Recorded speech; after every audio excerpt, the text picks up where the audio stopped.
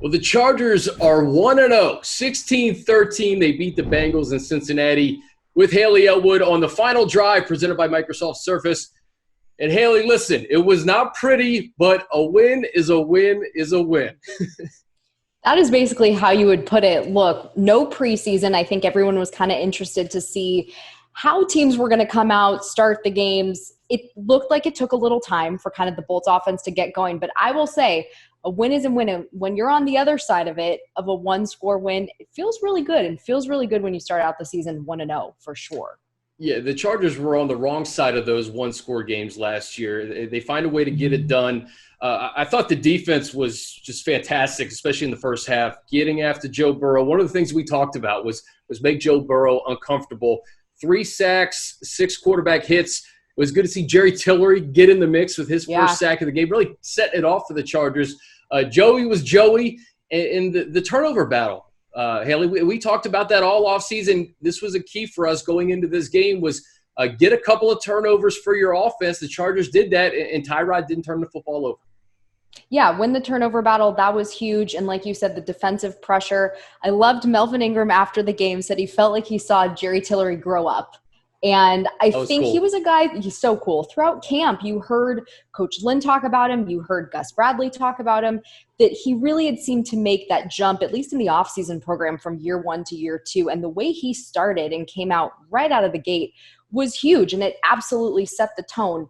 Other sacks, Uchenna, Joey, like you said, Joey being Joey against his former teammate there with Joe Burrow. But the defensive pressure was huge. You felt kind of like the Bengals got into a rhythm very, very close to the end of the game when they were putting that 1-minute drive, I guess you could say, together. But defense held their own, and winning the turnover battle was huge again, just given the fact that before Melvin Ingram had that pick, they were driving too. And prior to that, when Denzel Perryman punched the ball and then Nick Vigil ultimately pounced on it, it reminded me in camp of when Coach Lynn was talking about Denzel and said, when he's well, he's hell.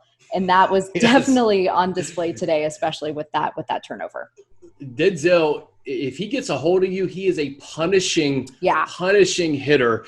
And the run game for the Bengals, we talked about Joe Mixon being a focal point. If you take away the 23-yard touchdown, Hayley, from Joe Burrow, the Chargers held the Bengals to 99 yards rushing. Mixon, 19 for 69, just 3.6 yards a carry.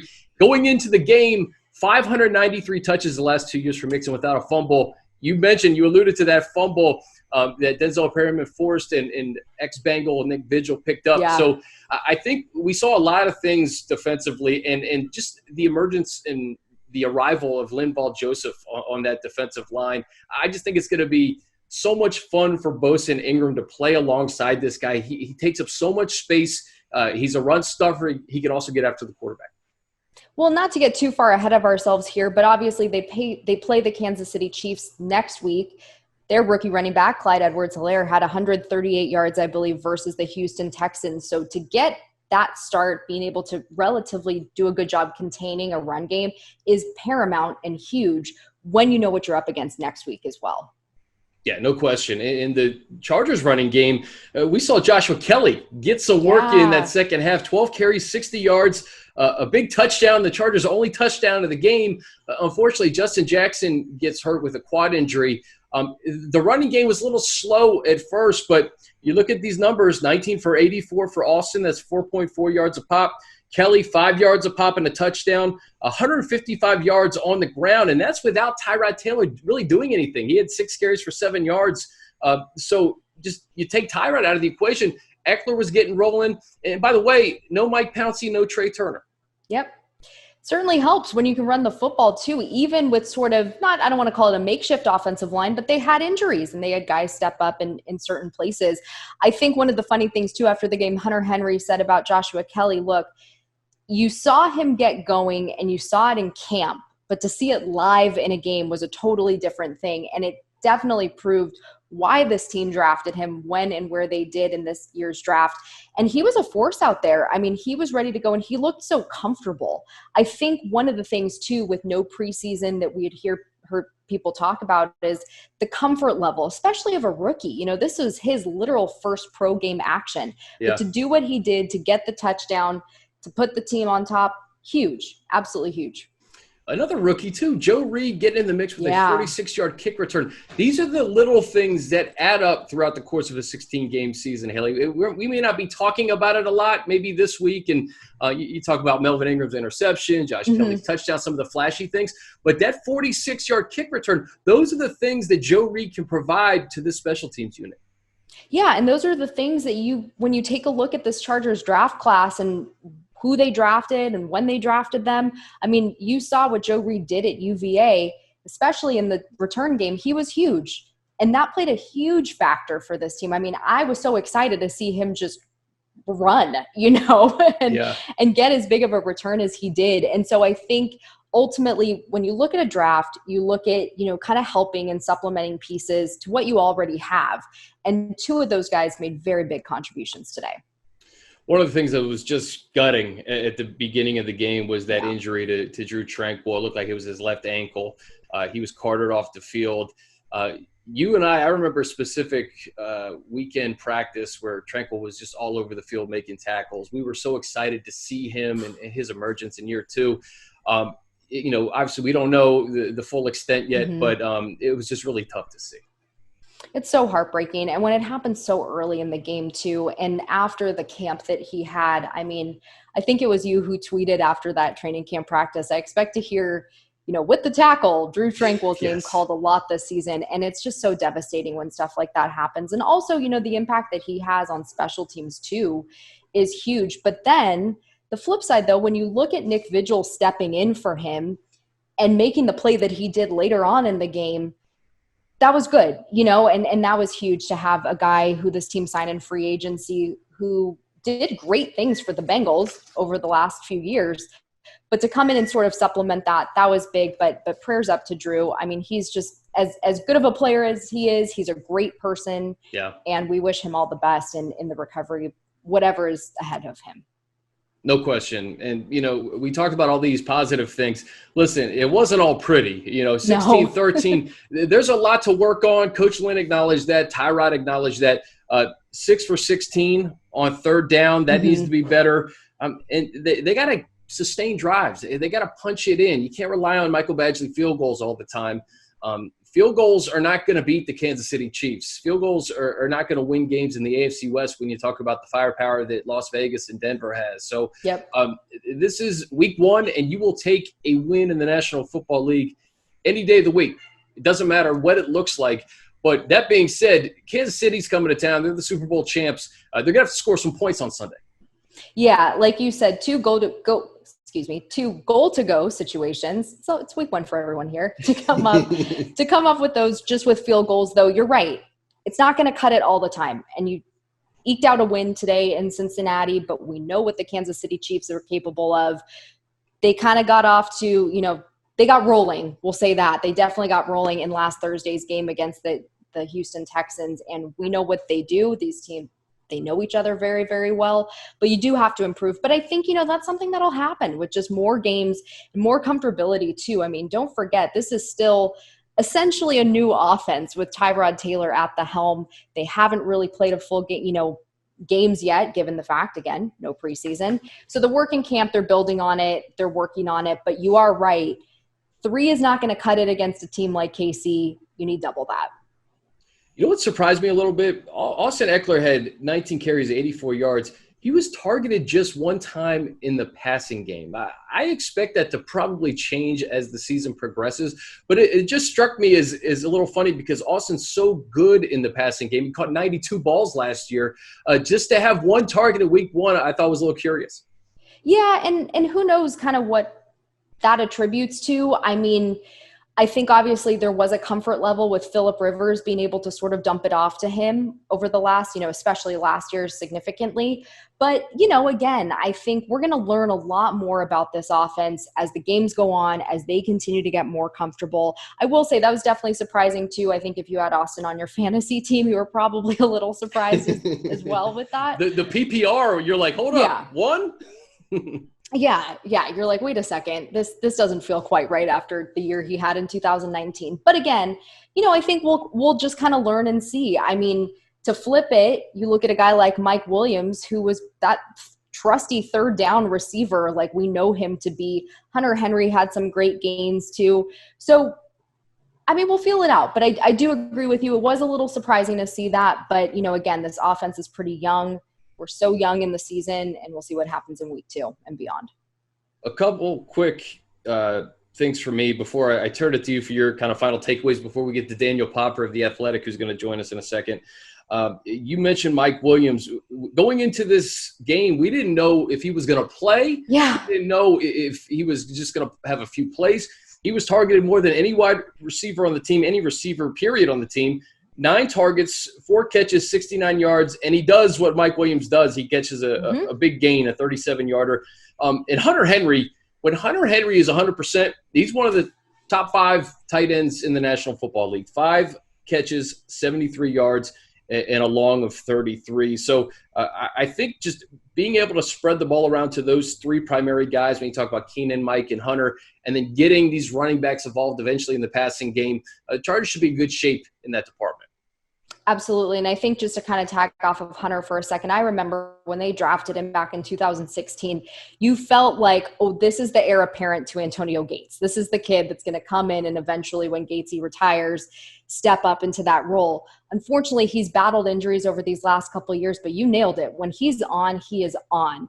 And he was on today for sure. And there's this physical grit to him too, that when he gets going, he's in there, he's making tough catches, but it was really, really great to see him contribute today, to see him fully healthy as well, even though, again, he was healthy at the end of last year, but battled some stuff early on. But it just felt good to see him really become a huge part of this offense as well. All right, before we get to Daniel Popper, here's our week 1 play of the day. No timeouts from the 23. He's being chased. He flips it off. It's intercepted. It's picked off on the play by Melvin Ingram with his 3rd career pick. But watch it. Right there it went on a little pass, shovel pass, looking for Gio Bernard. Well, it was really a screen that was set up. You could see the other offensive lineman in front of Jonah Williams. Williams was out there. He was the one that was trying to block Ingram. The other 2 linemen are downfield. That's what they called offensive linemen downfield. That was Melvin Ingram with the interception on Joe Burrow. Bolts with 2 turnovers, forcing 2 turnovers against the Bengals. Here with Daniel Popper of The Athletic. And Daniel, we talked about turnovers all offseason, how this team needed to generate them and not give them away, and they certainly did that today. Yeah, absolutely. That's the biggest takeaway from today, right? I mean, how many conversations do we have this offseason about, okay, what is the pillar of Anthony Lynn's coaching philosophy? It's protecting the football on offense and then forcing turnovers on defense. And he truly believed with the defense that they had that they would get a turnaround. They'd head back to the mean in terms of forcing turnovers because a lot of that, especially the fumbles, is luck. But the one thing he could control is building an offense that was going to protect the football. And that's why they ultimately handed the reins over to Tyrod Taylor, because Tyrod Taylor, as we've talked about ad nauseum, is one of the best at not throwing interceptions in the history of football. Quarterbacks with 1,000 or more passing attempts in their career, he's second to only Aaron Rodgers. This is a guy who just doesn't turn the ball over. Now, that's going to produce a lot of games like we saw today. There's going to be ugly games where this team is not moving the ball. They're not converting on third downs. It's a defensive slugfest. But they're going to win some of these games because they're winning the turnover battle. And that was the priority for Anthony Lynn. And that's why you saw a guy in his press conference after the game that was pretty excited, even though a lot of us were like, wow, this was a slog of a game. This was very difficult to watch. Anthony Lynn's like, we won the turnover battle. And that's literally what I've been saying for months and months and months. And it worked. So along with that, Daniel, to me, Jerry Tillery set the tone for this defense right out of the gate. He was a guy, Chris and I had talked earlier about discussions on him throughout camp that he really seemed to take that jump from year 1 to year 2, at least in the off season. But what did you see out of him today? Yeah, you guys are hitting all my observations. I have all my observations written out. Read your mind. I'm getting ready to write all the details on them, but I have all my sections written out already. You're hitting all of them. And I asked Melvin Ingram about Jerry after the game, and then Melvin said, I saw him grow right before my eyes in this game. I mean, it was consistent pressure, and he had that sack early in the first half when the Chargers were producing more of that pass rush and more of that pressure on the quarterback. But I talked to Jerry during training camp, and he made it a priority to get stronger, this offseason and to really work on his body and to get himself into legitimate NFL shape. And he wasn't there last season. And I think he would be the first one to admit it. You know, he was coming off the shoulder surgery in March during the pre-draft process. That ultimately forced him to miss a week of training camp, all of OTAs and minicamp. And he just was playing catch-up the whole year. And he wasn't able to take on those double teams. And he wasn't playing with the kind of energy and strength and physicality that you need to play within the interior of the defensive line in the NFL. And I think you saw a guy today who is just physically in much better shape. And that has led to a guy who is mentally tougher, who is more ready to take on the challenges of playing an interior defensive line. I thought he had an outstanding game, and he's absolutely going to be a major, major factor for this defense this season. And the one thing that was very encouraging is it wasn't just third downs. I think last year it was pretty much Jerry would come in only pass rushing situations.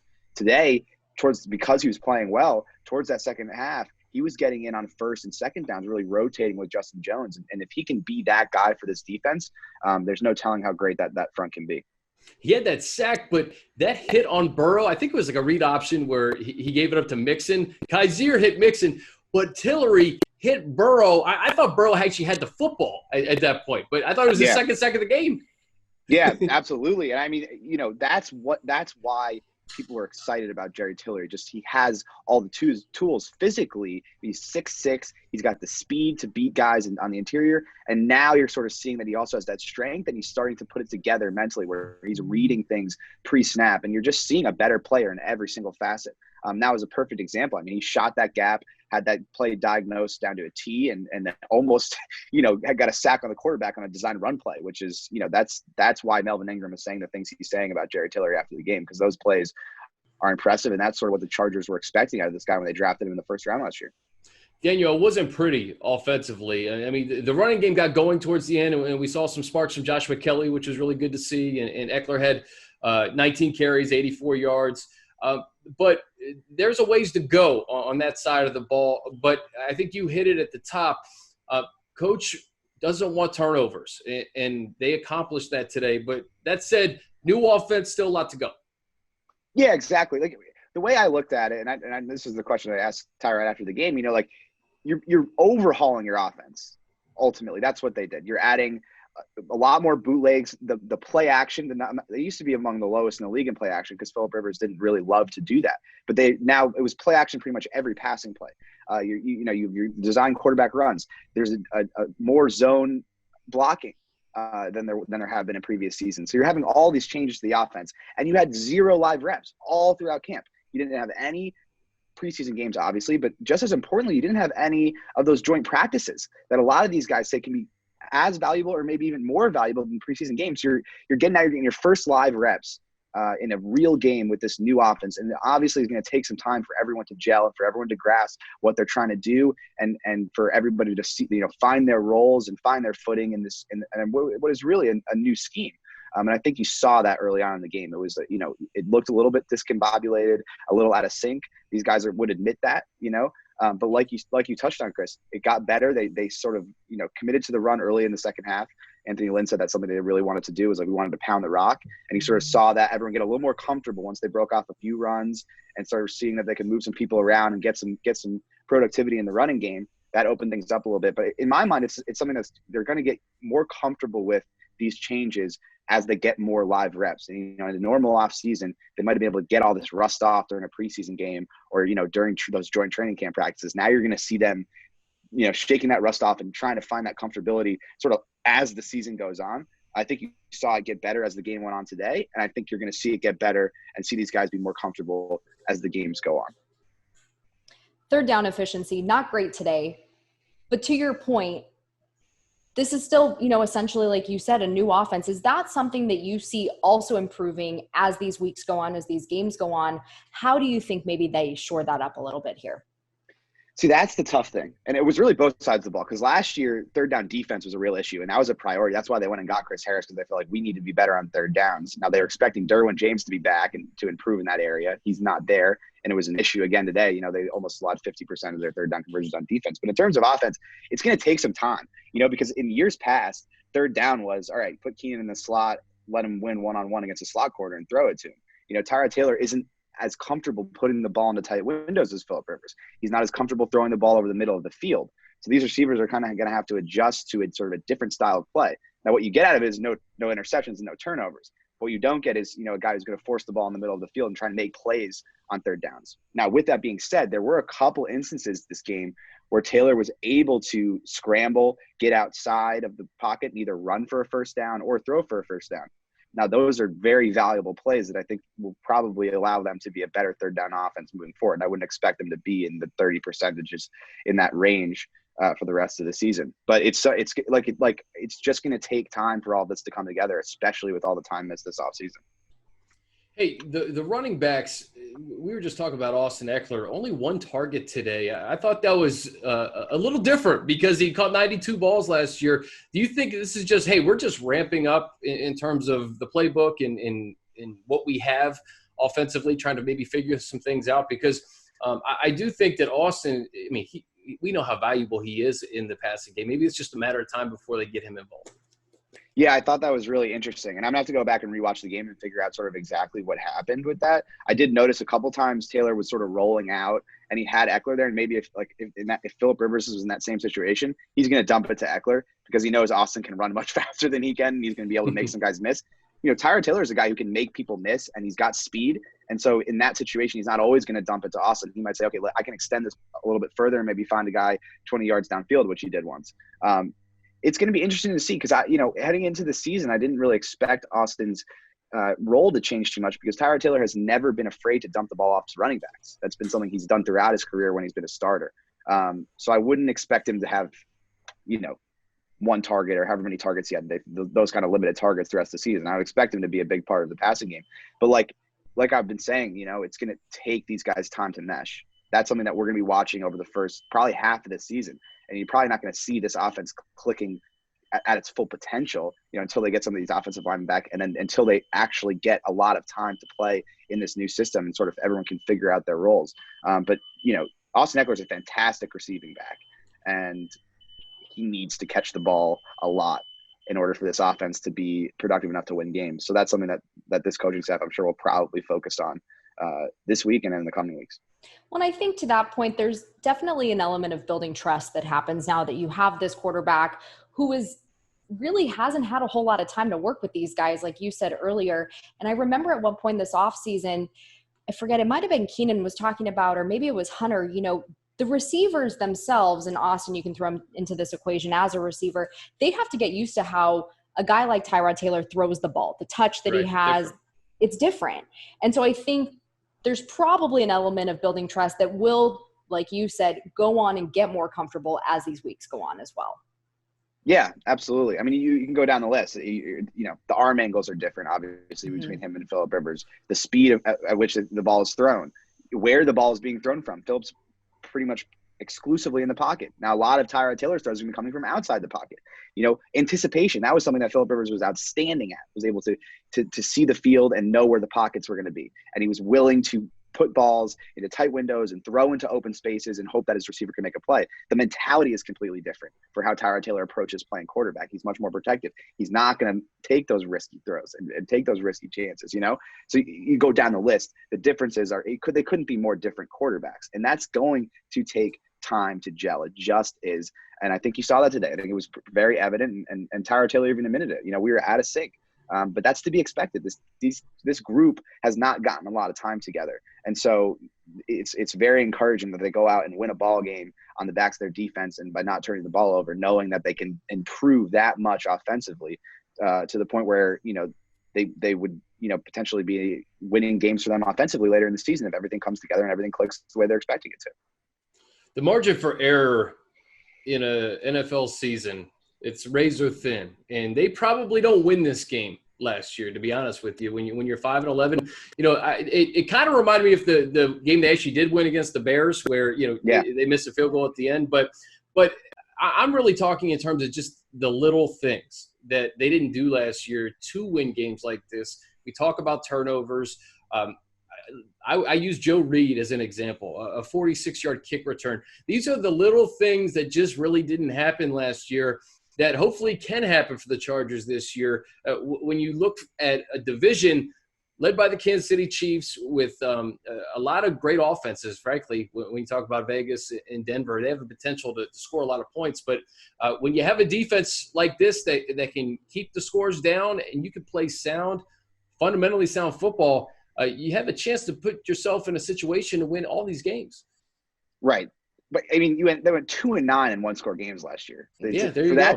For that to happen a second season, mathematically, it's like almost impossible to wrap your mind around. Like, it's almost definitely not going to happen again. They're going to win a higher percentage of those games. The way Anthony Lynn approaches it, the best way to put yourself in a position to win those games is not turning the ball over.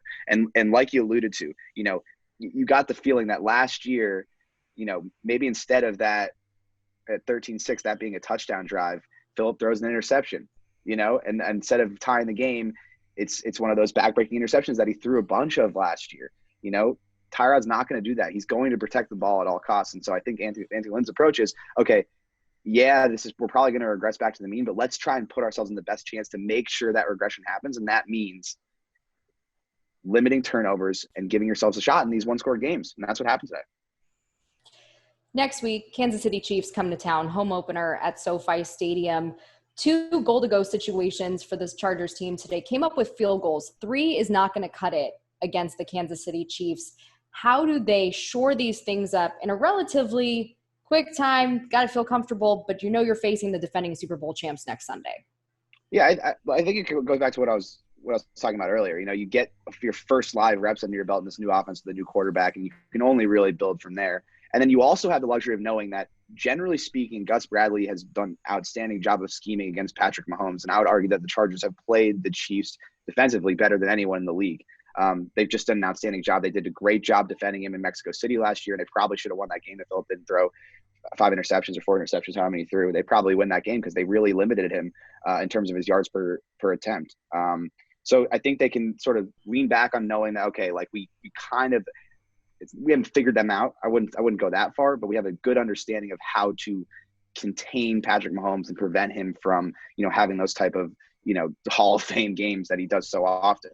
So I think a combination of those two things will probably make the Chargers pretty confident here. But like you said, I mean, it comes down to red zone offense and third down offense. That's what it comes down to. You can move the ball as much as you want between the 20s, but you got to convert on third downs to extend drives, and you have to convert when you're in the red zone. Guarantee you those would be 2 things that the Chargers will be harping on heading into a game against a high-powered offense in the Chiefs. The Chiefs' winning streak dates back to last year, and the first game that they won during that streak was in Mexico City against the Chargers. So the Bolts have revenge on their minds next week in their home opener, SoFi Stadium. Daniel Popper of The Athletic, we'll be having you on a lot this season, my man. Appreciate you joining us on the first one. Of course. Anytime, guys. And, guys, that's going to do it for us. For Daniel Popper, Hayley Elwood, I'm Chris Hayre. This is The Final Drive presented by Microsoft Surface.